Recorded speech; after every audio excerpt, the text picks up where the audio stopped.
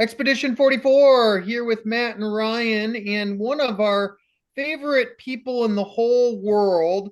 We have been doing a series on the church, and I would like to say that we were strategic in having this gentleman launch this book in unison with our series on the church, but it didn't quite go that way. But we're still extremely excited about how it all matches up. And I love it when God does things like this. So, Matt, introduce our guests to our audience for us. Yeah, we're super excited to have Dr. Scot McKnight back on the show. He was with us over a year ago to talk about a church called Tov, and he has a new book out called Pivot, which is very much in the same vein as Church Called Tov. We're really excited to talk to Dr. McKnight about this. If you didn't tune into that last episode a year ago, we kind of gave Scott's credentials, but haven't you written something like 90 books, Dr. McKnight? My Something like wife that. keeps track of them, and I think she said the other day that I think it's over 100 now. So, Oh my Wow, goodness. that's impressive. Dr. McKnight is a professor at Northern Seminary in Illinois, and just really love all of your work. I've been reading his Second Testament, which is oh, his cool, translation of cool. the New Testament that came out pretty recently. I've been enjoying that a lot. So welcome back on. We're really excited to have you back as a returning guest, Dr. McKnight. Well, thank you. Thank both of you for inviting me back. It's good to be here. So, most of our listeners, watchers, readers in some case know that you are one of our go-to people. And so when we start kind of researching a topic, we typically kind of joke that we start with Scot McKnight. Part of the reason is because you have 100 books, but part of the reason is it's just because we've always felt like you've had a really great handle on the lens of the Bible and how it all fits together, more so than most theologians. I think most theologians kind of have their niche or they fit here or there, but we've always felt like, boy, you've just had a great handle on all things biblical. And to that, we've given you a lot of credit. And that's, I think most of the watchers, readers, listeners on our show, they would probably say the same thing. And so in that mindset, we just loved your Church Called Tov, and Pivot is very much in the same vein, a slightly different angle. We've kind of phrased the second half of our church series that we're in the middle of right now of reimagining church, and that's essentially what Pivot is about: is reimagining church, helping people to walk that journey that they're in. What motivated you and your daughter Laura to kind of write the follow up to A Church Called Tov? And what was the mindset of kind of Yeah. putting the two books together? Did you, from the beginning, was it two books or three books? Are you going to do a whole series on it? Where how did it come about, and how did you get there? Well, that's a good question, and it certainly wasn't a mindset from the beginning because I fought writing a church called Tov. I often said my daughter was a pest about it, um, partly because I was working on the book of Revelation at the time, and I wrote a book that came out now, Revelation for the Rest of Us. But so I kind of came in kicking and dragging my feet when we did a church called Tov.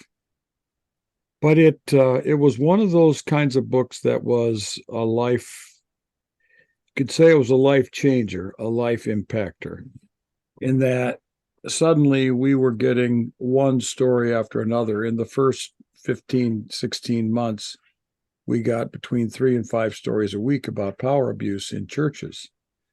So it was all of a sudden, we're talking about this all the time. Then, in talking about Tov, we were constantly asked, most common question, what can let's just say you're in a normal church, or you're a normal person in a church, which means you're not a pastor. The question was, what can I do if I recognize that my church is toxic? What can I do about it? So I began to answer that question. I began to think about it and ponder how we can take Tov and put it into a church when it's not the leaders trying to do it, it's someone else. And that led to more and more questions about the same topic. And finally, I said to Laura one day, she asked, should we write another book? And I said, I really do think we have some more things to say. So we talked to the publisher, and they were a little bit slow, dragging their feet a bit, getting us on track. As a result, Laura didn't get to participate in the writing process the same way she had with Tov. And so I had to kind of knock out the chapters during a late summer and into the early fall and get her help on the weekends once she started teaching. So at that point, it was a matter of organizing the book. And this is the odd thing is I probably told Laura 20 times that I think we could begin this book with any of the chapters. Yeah, I agree. And it's a network of things rather than a process. First this, Tov was in the proper order. And but we had a good editor who said, well, I think you can group your topics into priorities, practices, and powers. And there was you kind of flip the theology between the two books, theology at the front of one and theology on the back side of the other one. All right, now this is a good question because theologically I wanted to start there with the theology, but we felt like in this book, it didn't quite work. It was practical. And starting with theology, it seemed to bog down. So it was almost like these are the things you need to work on. But you've got to understand if you're going to work on character, power, being an example, building a coalition, you're only going to be able to do this if you trust in God's grace, if God's Spirit is upon you, if you're following the life of Jesus, if the culture in your church is healthy. So it was a little bit of a climactic theological reading rather than a foundational theological reading. And we had already covered some of that stuff in Tov. So, but it was simply, in a sense, it was the first one was a little bit more theory. Here's the problem, and this is a big picture. And pivot is these are some practical steps you can take to start moving in the direction of a church that is transformed into a Tov culture. Yeah, it's great. I like right at the beginning, you kind of give like Oak Hills Church as an example of this. You talked a little bit about Oak Hills Church the last time that you were on here. And you really look at how they changed from a attractional model to kind of a spiritual formation model. Talk a little bit about why that's important, why spiritual formation is, sometimes not even emphasized in your seminary training for pastors. Yeah. Matt, that's a good question. Well, first of all, Mike Lucan was a student of mine who was one of the authors and was a pastor at that church. And I need to write Kent and find out. I don't think Kent was, but he may have been. They may have met in seminary, but I don't think they did. But so I read Mike's book when it came out. I believe he sent it to me or the publisher did, and I really liked it. And then when this book came out, I said to Laura, we need to have an example of a really good church. So I bought another copy of Mike Lucan and Kent Carlson's book, and I sent it to my daughter, and I said, Laura, this is your assignment. You read this book and you tell this story. So she wrote all the stuff about renovation of the church. I mean, I had read it. I've read the book twice, but I passed that on to her. That gave her sort of an assignment of some things to work on. The key about the church is, number one, they went through the process. And in their book, Renovation of the Church, they are transparent and they're honest about what they learned, what they did wrong, and what turned out right. The second thing is they really had a large platform that they wanted to transform from a successful attractional model church based upon Willow Creek, and they're not critics of Willow Creek. And they realized through listening to Eugene Peterson, Dallas Willard, Richard Foster, that they were focusing on the wrong thing. Mm-hmm. So they decided to make a change.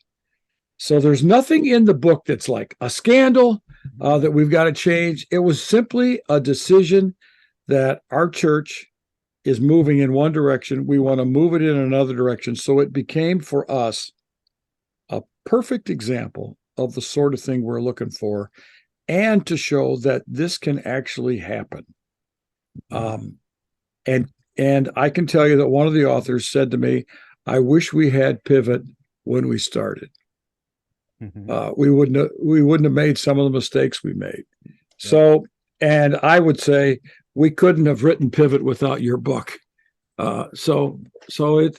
We've helped one another in this process, but I think it's a really good model of what churches can go through when they're not facing a crisis, but they just make a theological decision, a spiritual formation decision, or however you want to call it, that we need to go in a different direction. And this is what it looks like when you try to make these kinds of changes in your church. And they lost about half the congregation, half the money, half the employees. And they were prepared for that, and they were okay with that.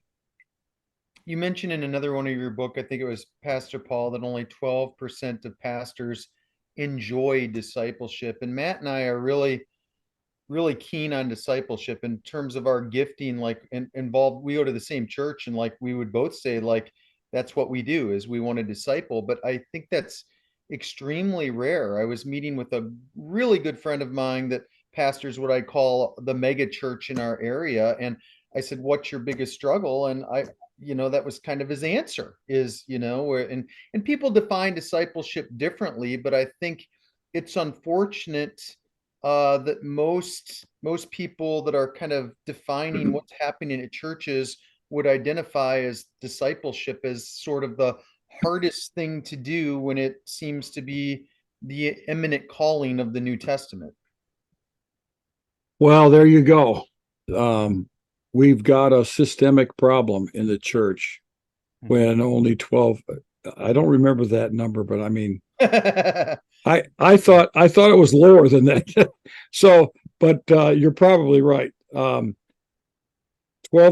of pastors enjoy discipling because the model of a pastor is preaching a sermon on Sunday morning and attracting a big audience. And that is where the American church is today. And as a result, the church in the United States is weak. So I agree with you that that's a problem, and we need to work on it. And I think the solution is we need to have pastors whose primary responsibility, like Eugene Peterson used to always say, is to be a spiritual director. Now, that's what he called it.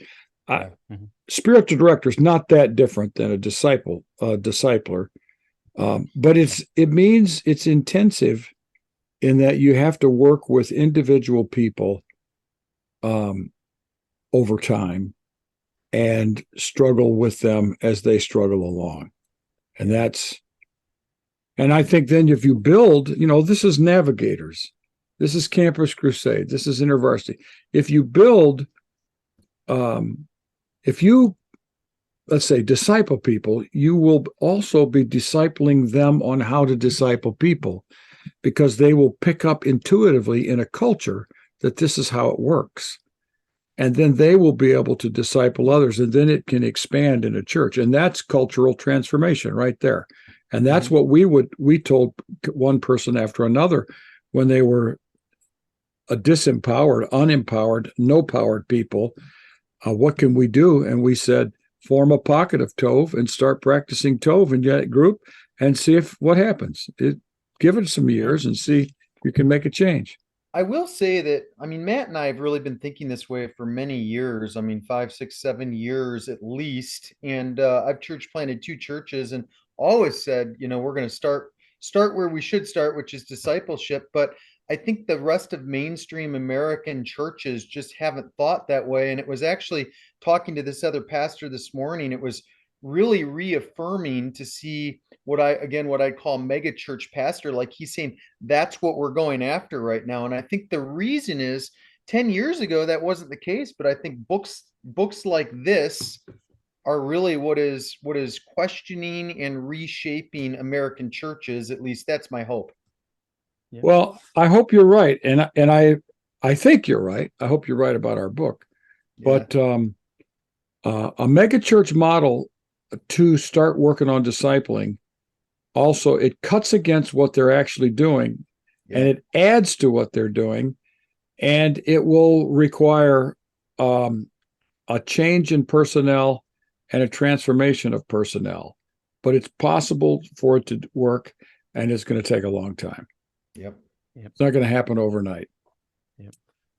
So let's dig a little bit into some of the chapters in your book. At the very beginning, you kind of use this analogy of soil and use a metaphor of a peach tree. Can you speak to that a little bit and how that how the soil is just so important when it comes to culture and change and Yeah. all that?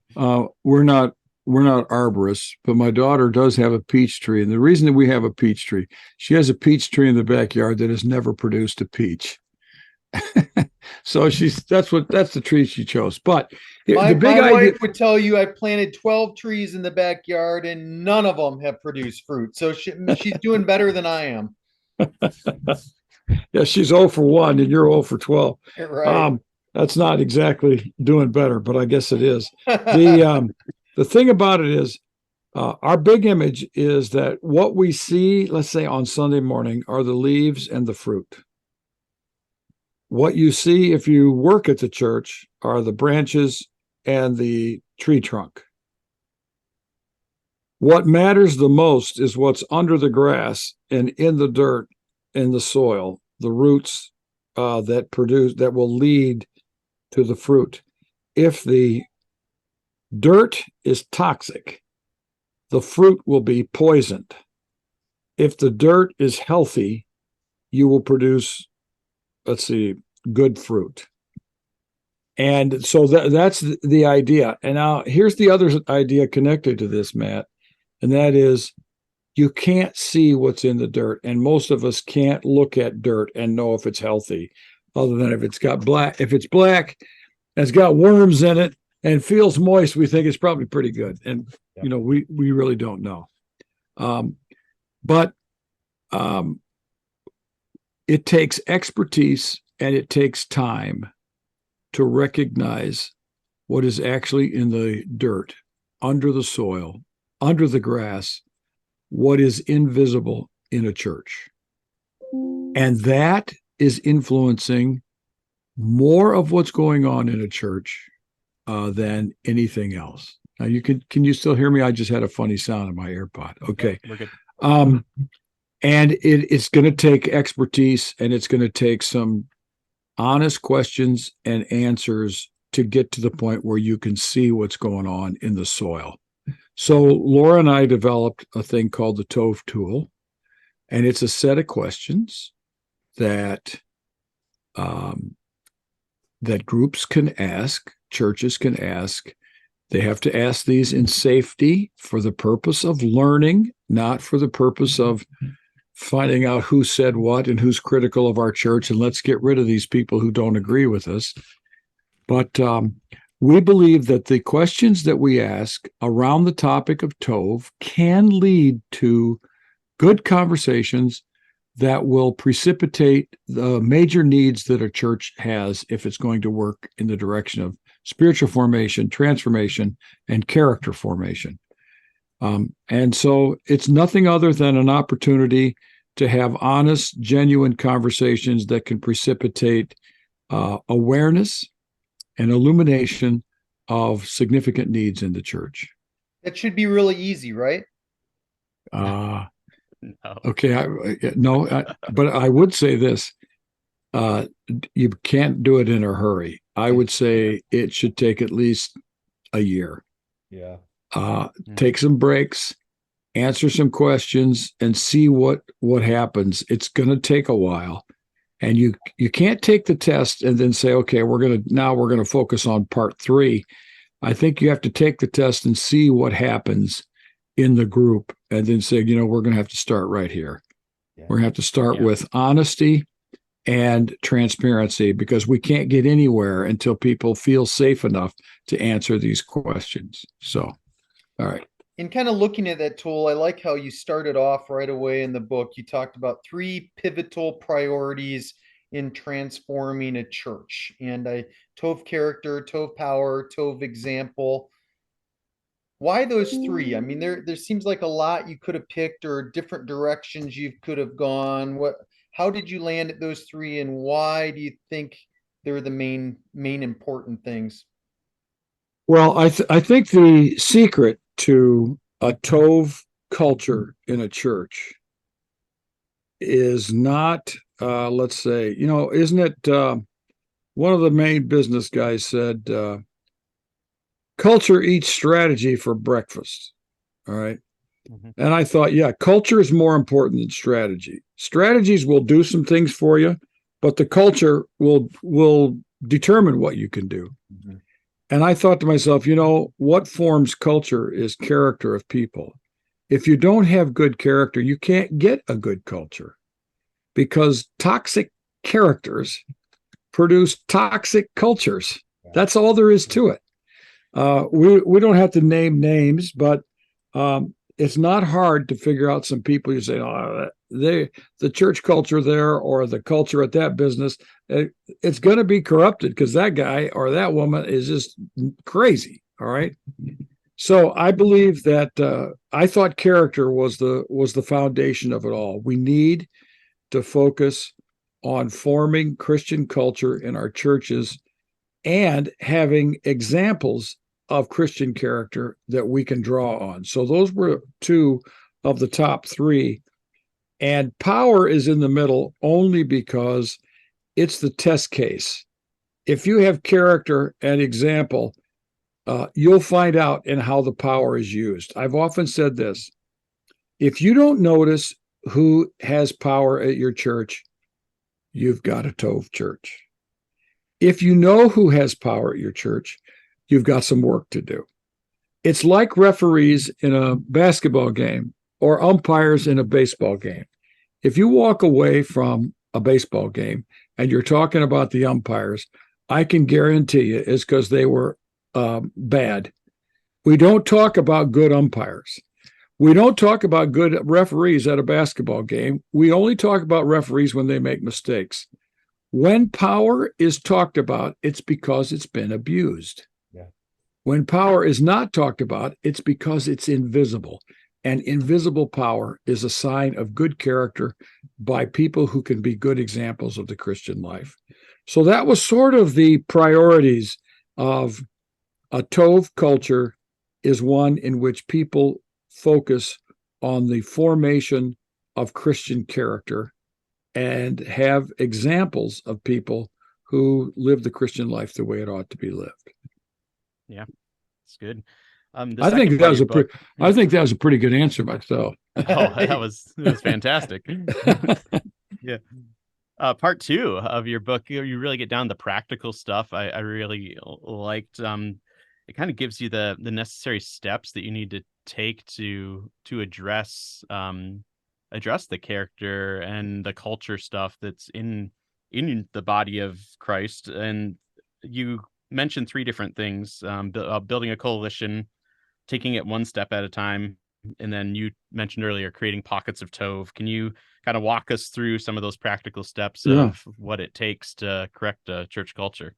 And before we get there, excuse me for just one minute, I want to say, we really appreciate you coming at this, because Matt and I would both consider ourselves kind of theologians by nature, and I'd say that about you too. And typically we're thinking very theologically, big picture. Like, I'm a great big picture visionary guy, but not so much at actually doing the work later. And that's what I really liked about these 2 books is not only do you paint the big picture, the visionary, or reimagine what it's supposed to look like, but you give the practical teaching on actually how to get there. And that's really rare, to get great theology in a book and to get some practical, here's the steps that we get to take that. So that's a hard Oh, one. I don't know I that need Matt and I have ever quite been successful at connecting those dots. So we give you a lot of credit there. we need you to be writing the endorsements. So thank you. The thing about it is, you have to kind of think pragmatically. All right, we want to change a church. A church wants to change. In fact, we define change, shift, and transformation differently. But we want our church to be transformed into a Tov culture, and we've got toxicities jumping around here, and we need to get rid of them. What do we have to do? Well, the tendency for you two guys and me as theological types, and me as a professor, is to teach a class or preach a series of sermons, all right, or come up with some good ideas. Well, that's not how cultures are formed, right?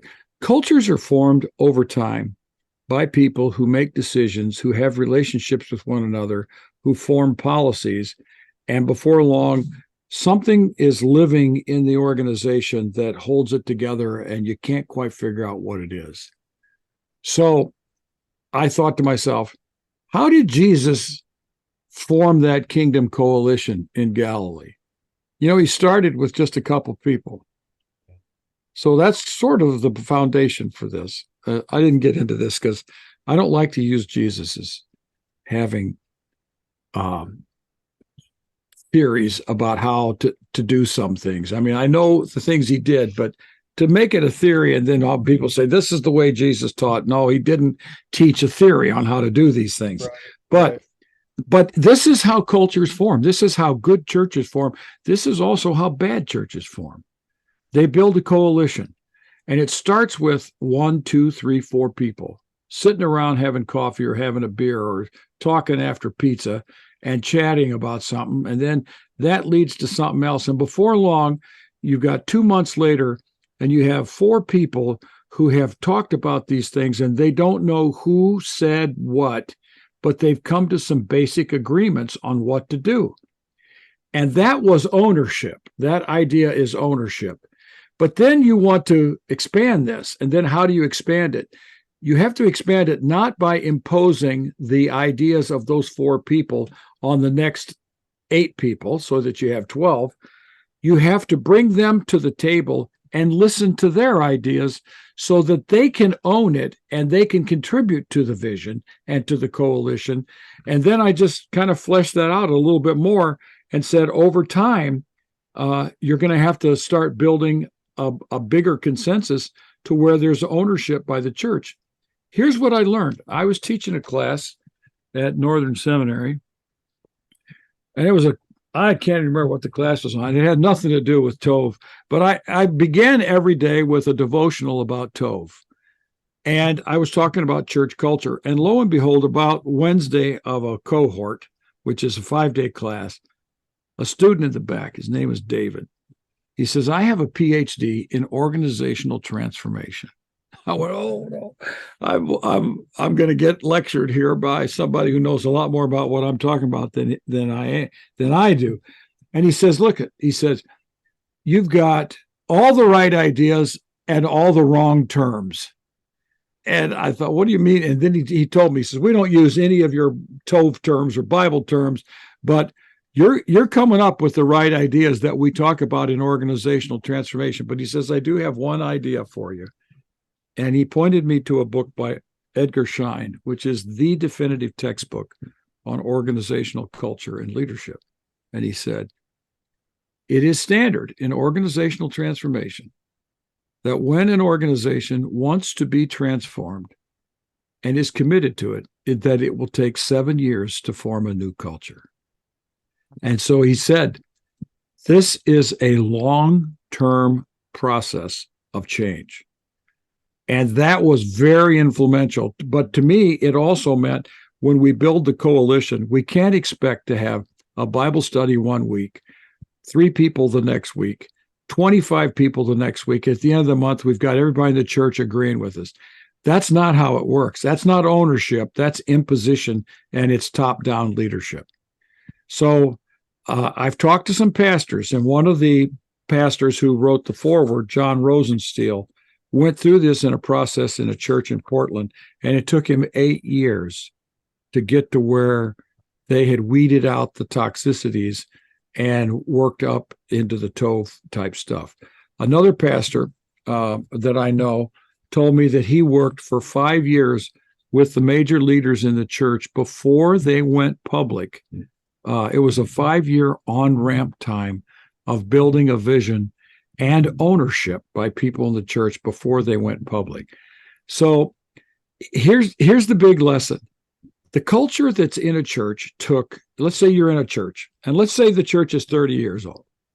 It took 30 years to get the culture that church has. You can't just change that church culture. Firing a toxic pastor does not change the culture of the church. The toxic culture of the church created the opportunity for that kind of toxic pastor to get the job. So it's going to take a lot of work. You have to work at weeding out the problem, the toxicities, which is hard work. And then you have to do the very things that led to that kind of culture that you had. And it took a lot of time, a lot of relationships, a lot of discussions, a lot of decisions, a lot of mistakes, a lot of wonderings. Should we stop and just quit?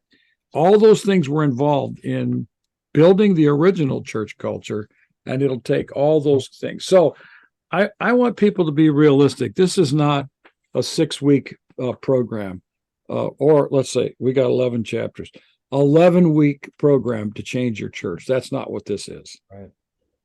So I wanted to get my highlighter out there when you went through that. I'm a mark it up kind of guy, and that was very clear and concise on the firing the pastor. There was a problem from the beginning, if that's the case, and yeah, it's going to take time. I think that hits it right on the head. So as I mentioned earlier, the kind of last part of your book, or middle to the last part 3, is what I would call the more theological part of the book, and you kind of go through those pivotal powers: nurture, congregational culture, Holy Spirit, and grace.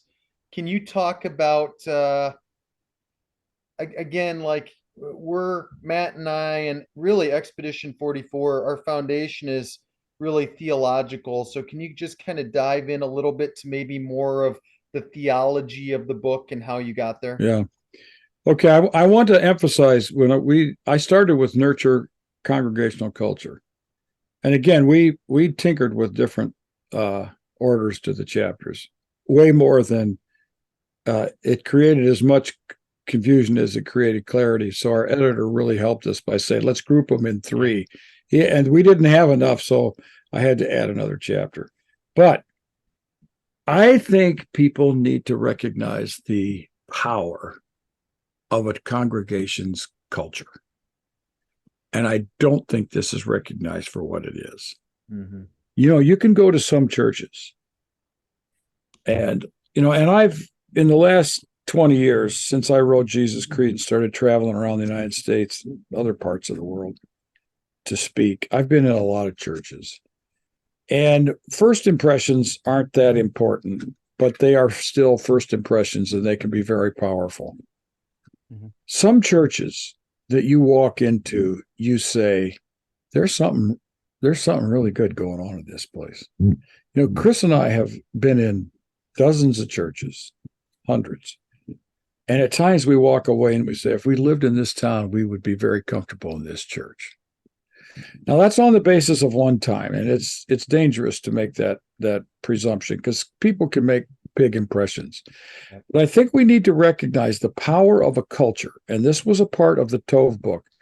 The culture creates, let's say, a church creates a culture that determines whether people fit in that culture and has the power to make people who fit into that culture. Those are really important ideas. Is if your church is toxic, it has the capacity to make you a toxic person. Even if you don't want to be, you become complicit in the system. If you work for Mr. Rogers and you went to his office every day, 5 days a week, you would not be able to be a mean person. That culture of that office by Mr. Rogers was the kind of culture that made you a person like Mr. Rogers, because he created that kind of culture around himself. Mm-hmm. And I think we need to recognize the power of our churches in forming people that fit into that culture. And no church culture is perfect. So therefore, every church culture has its toxicities. And if you start fitting into the toxicities, you're going to have problems. All right, so that's one. A second thing is, and I wondered where to put this. I believe that people do not change, and we're talking about transformation. People do not change simply because they reason their way into a better way of thinking, and therefore they're going to live a different way. Those kinds of changes that are deep transformation, that are lifelong, that are pervasive in our being, can only happen as a result of the power of the Holy Spirit. So preach the Holy Spirit as attending the ways of transformation. And then the third one is grace. And I wanted to bring this in because sometimes it gets neglected and sometimes it gets assumed, but I just wanted to make it clear that all of this happens because of the grace of God. The grace of God in Christ, the grace of God in redemption, the grace of God in sanctification, the grace of God in relationship building, the grace of God in coalition forming that leads to unity. All these things are the result of God's grace. It is not the result of our efforts. Even though a book like this does emphasize the things you can do, we wanted it to be a lasting message that you're not going to get anywhere with this stuff if you think that this is a program that you can put into your computer and spit out good character in Christians. This is something where you pray, you wait on the Holy Spirit, you recognize that you are in need of God's transforming powers if you want to make changes in your church. Transformation changes. Yeah. So. That's really good. You mentioned earlier the Tov Tool. That was one of my favorite parts of the book, flipping through that. And so I was just going to ask you if you would dive into that maybe just a little bit more before we start wrapping things up. What are like some of the categories that you're looking at in that? What's the purpose, I guess, kind of behind it, and the things that you're analyzing in your culture, like any specifics? Okay, when I was in college, I read a book by a guy named Larry Richards called Creative Bible Teaching. I don't know that I never hear anybody mention Larry Richards anymore. But it was a book that taught me realism and realities rather than theology and theories. And so if he said, we need to be holy, that's a nice idea. But what does it mean about, let's say, sexuality? What does it mean about work ethic? What does it mean about honesty? And so all of a sudden now it gets realistic. So he taught me to be realistic. So I thought, all right, in the Tov book, we emphasized empathy. One of the trademarks of a toxic church is it has a narcissistic pastor. A narcissist's major characteristic, or one of them, is they lack empathy. They're so self-centered that they can't empathize with other people, let alone sympathize. So I thought, what are some questions we can ask about empathy that might lead a church to say, ask a group of people who work in, let's say you've got 25 people who are involved in your church's Sunday school program. All right, bring them in and ask questions like this. Is our church characterized by empathy, especially for the vulnerable? And then, of course, you're going to have to define empathy, which is to feel with someone, to sense that you're with them, to feel the emotions that other people feel. Are women treated with empathy? Now, Yeah. you can't ask men this question. Men will say, yeah, we're pretty good at this. And ask the women. Ask the women what they think. Ask the vulnerable what they think. Are persons of color treated with empathy? White people, white guys, don't get to answer this question. You got to ask Latin Americans, African Americans, Asian Americans. Do you think that we have empathy for you? Are persons from other cultures and ethnicities treated with empathy? By the time you get to the fourth question, you're going to have some pretty good answers. Mm-hmm. Are persons with less education treated with empathy? People who haven't been to college know by the way things are framed and talked about that they've not been to college. Do pastors recognize this when they're talking? Do they assume a college education? Are persons of less income treated with empathy? When you have a big event at your church, do you have to spend $75 to be able to participate? And do people who don't have $75 have an opportunity to come in a way that doesn't shame them? All right. Are persons of less skill treated with empathy? Some people in your church want to participate in the choir. They're not the best of singers, but they can blend in with someone next to them who will cover their voice. How are they treated? Do you say, you're not doing very well today, you got to work on your voice? Or how do you do it? Do you listen to such persons in order to expand your inclusiveness? Do such persons say they are listened to? Ask them that question. Do you feel like you were heard? Is your church characterized by self-centeredness and a lack of empathy for others? These are asking largely the same question. I think if you ask this, and there's one more, when people are let go or fired or they resign, is their memory erased, and are they demeaned in a routine manner by those above you or around you? Is there now a customary negative narrative about such persons? All right. If you ask all 11 of those questions to all your Sunday school program, you're going to have some answers that you may have to answer about. And then you have something you think, we're not doing as well on empathy as we need. We need to work on this. And then you go through truthfulness and people first and all the major characteristics of a Tov culture. And I think you'll say, we've got some things in our church to work on. We've discovered some things we didn't know about. But I believe that you have to use this tool in a way that the people who answer those questions are completely safe to ask, to answer them the way they want. Yeah. And if you don't do that, then you don't really want to know. And my daughter knows some people who were involved in a church that was pretty successful at the time, that when they took a workplace survey, they got a pay raise if they answered all the questions in a certain way. But so in other words, it didn't help that church at all to take that survey. No. So, okay. That's a long-winded. So good. I mean, I'm holding back because I've got about 1,000 questions that I want to go to, but we don't have that time. And I just got to say, like, everybody needs to read the book. I'm the president of Covenant Theological Seminary. Matt's on staff there too. And we do different gatherings that are basically conferences, and sometimes there's graduations with them and everything else.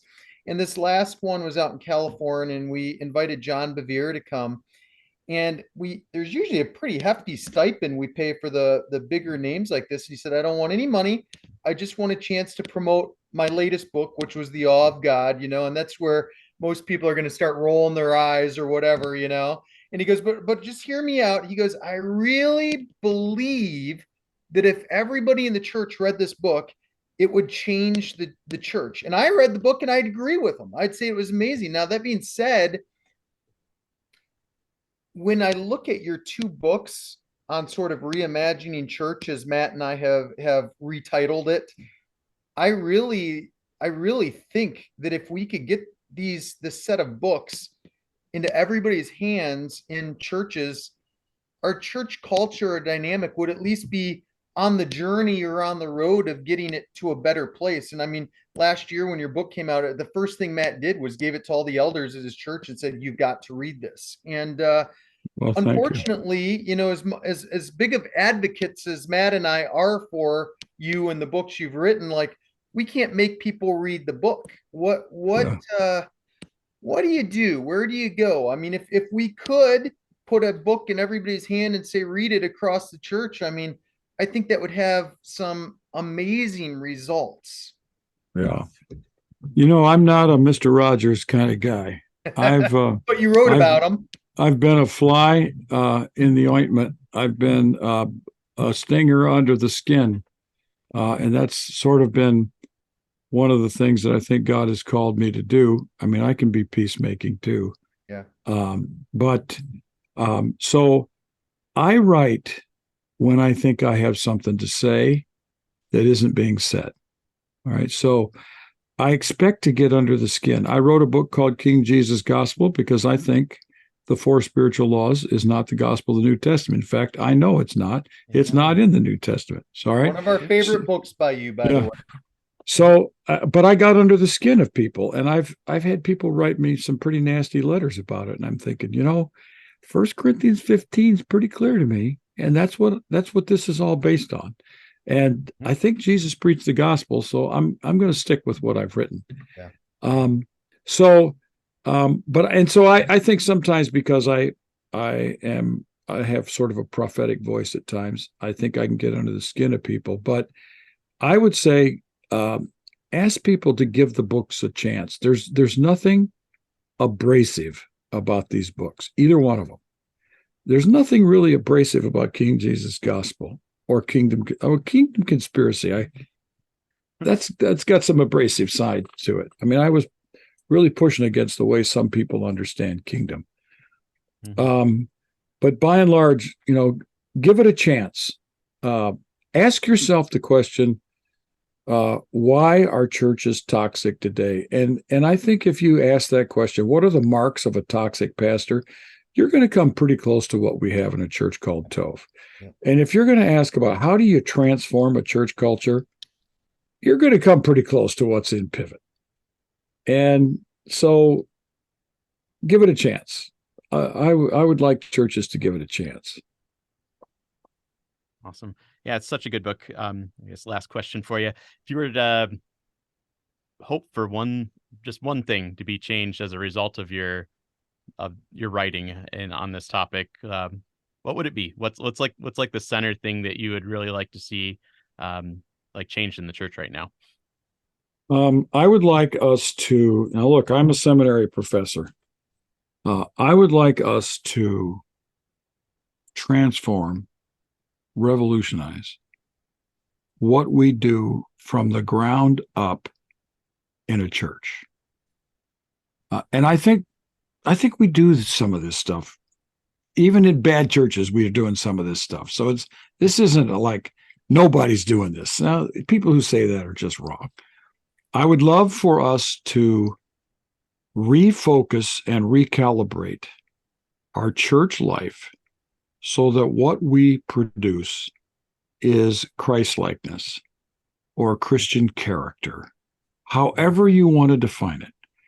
And begin to think together of what we need to do. And if we can do this for 5 years, there are so many creative pastors, so many biblically alert leaders in churches, so many people in tune with what God can do in our world, that we could come up with new patterns that could reshape seminaries, it could reshape churches, and we could put some of this nonsense platforming of people in churches in our rearview mirror, and we start having pastors who have Christian character, who are forming Christian character in others. That's what I think we could do. Yeah, that's great. Yeah, it's so good. I loved in your book, you mentioned, I think it was an Anglican church that's set up in like a circle. Was that in one of your chapters? Maybe it was one your daughter wrote, that you were surprised that everybody was set up meeting face to face. Well, I've been in churches that were in the round. Like I Yeah. remember being at Rob Bell's church. I've been in more than one like this. Yeah. So I think that had to be a story told by Laura. But Yeah, I think it probably was. I face think to it was. face, Yeah, I think it was one of face to hers. face stuff is very important. Yeah, and it kind of I think she was mentioned how she liked it because it took away the stage Yeah, yeah, mentality. And yeah, yeah, I think that's beautiful. We do our worship nights in the round at our okay, church, and it's just powerful to kind of all be on the same level, and I think yeah, yeah. it's Tov. So anyways, thank you so much for coming on. Is Thank you, there Matt and anything Ryan. you would like to pitch to our audience? Tell them Hmm. about what you're working on, or promote of how they can keep up with you or anything before we let you go. Well, I'm on a Substack, Twitter, Facebook, Threads. I like Threads, but it's growing Yeah. slowly. But I'm doing an everyday Bible study, books on every book of the New Testament that are daily opportunity for daily reflections on Scripture, daily Bible reading, and I'm writing a book on Jesus and the Pharisees. And Nice. I don't know when I'm going to be done with it, but I'm having a lot of fun, a lot of That's work. great. Yeah. I bet. Well, thank you so much for joining us for this conversation. Thank you for these books. They're Well, I thank would say you. they're definitely a treasure for the church, and I just encourage everyone in our audience, whether you're in pastoral leadership or leadership at your church, or I mean, just if you're a Christian, buy these books. If you Well, go to thank you. church, I mean, Yeah. they're phenomenal. It really is great. And so thank you, Dr. McKnight, for your kingdom work. And we really appreciate you and all that God has used you for through this. So Thank you very much. Great to be with you guys again. yeah, may God Great to bless meet you you. and keep you. Thank you.